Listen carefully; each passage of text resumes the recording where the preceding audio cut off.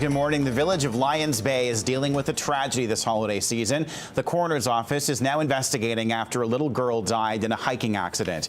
The 7-year-old's body was airlifted out of Lone Tree Creek. She was part of a local hiking group along with her mother when a slope gave way. The girl was buried under the slide of rocks and debris. Nurses in the group performed CPR and paramedics arrived, but the girl was pronounced dead on scene. The trail area is fairly new and it's believed heavy rain softened it up. What can you say? It's just too terrible to really contemplate. The parents must be in an awful situation. And of course, I lived it myself for 8 years.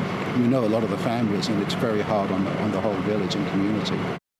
The trail has been closed. Crews will make sure it's stable before the area is reopened to the public. A happier ending to an operation in Golden Ears Provincial Park. Ridge Meadows Search and Rescue saved a stranded hiker from Panorama Ridge. The man was found at an emergency shelter on Sunday. He was ill-prepared for the treacherous area and living off raw eggs. Searchers hunkered down with him until they could be airlifted out yesterday. The hiker set out on December 10th and told the family he was going to Garibaldi Park near Squamish. He was traced by garbage that was found in the Golden Ears parking lot.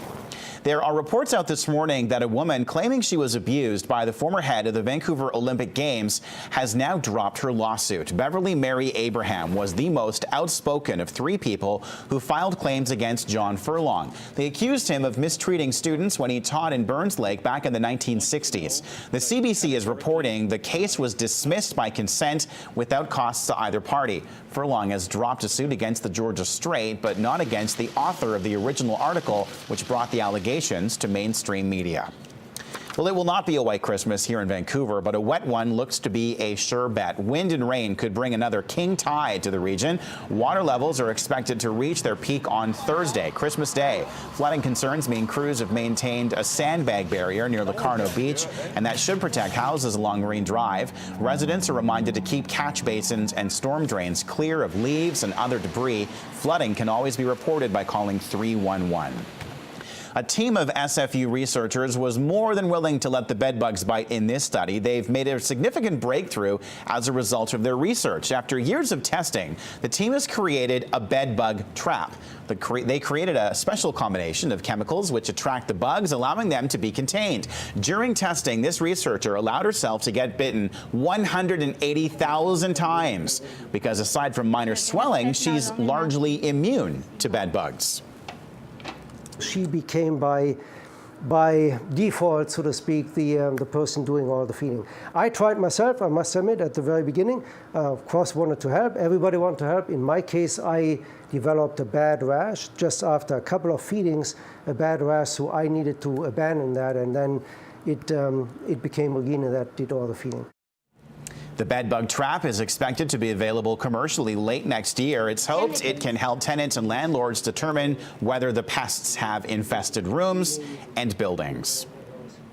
Christmas is now just 2 days away, and many people are still out there doing some Christmas shopping. Many of them haven't even started yet. Greg Harper is looking into that live from downtown Vancouver this morning. Greg, what's going on? Well, Kyle actually talked to one shopper who still has all of his shopping to do. We are outside of Pacific Centre here in Vancouver this morning. If you plan on doing your shopping here today, you'll have to wait until 10 o'clock this morning. That's when the mall opens, and it will be busy here today. It was extremely busy here yesterday. Take a look. A lot of last-minute Christmas shoppers.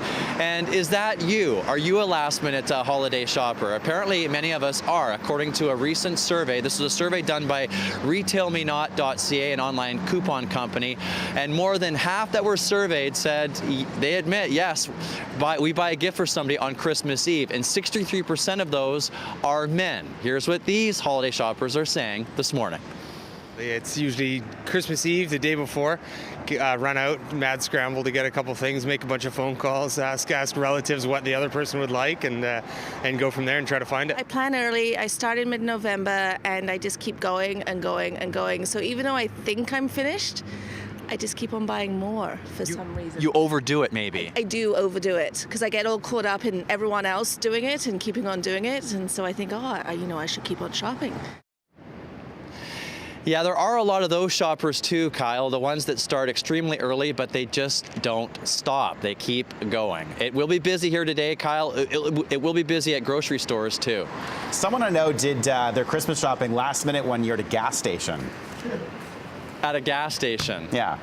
Nice. You know? That's something I've never done. Well, there's that option as well if you're looking. Greg Harper live this morning Yep. in downtown Vancouver. Thanks for that, Greg.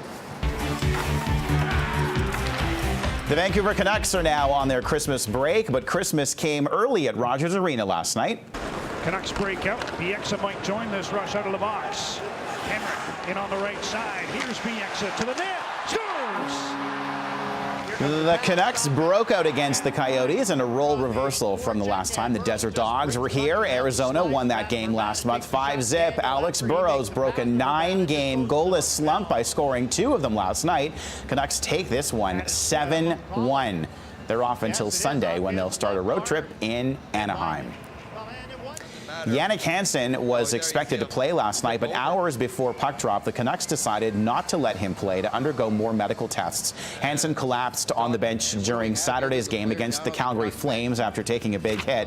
The Canucks are saying despite all tests coming back normal, additional tests have been ordered in Hansen's best interests.